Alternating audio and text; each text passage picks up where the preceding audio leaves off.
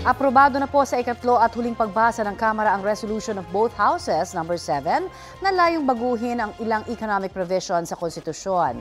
288 ang pabor, 8 ang kontra at 2 naman ang nag-abstain. Sa ilalim ng RBH 7, luluwagan ang restriction sa foreign ownership sa edukasyon, advertising at public utilities.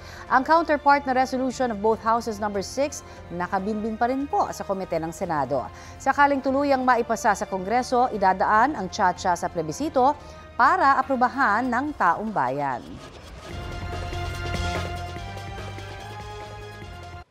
Kapuso, para sa mga maiinit na balita, mag-subscribe sa GMA Integrated News sa YouTube. Sa mga kapuso naman abroad, subaybayan nyo kami sa GMA Pinoy TV at sa www.gmanews.tv.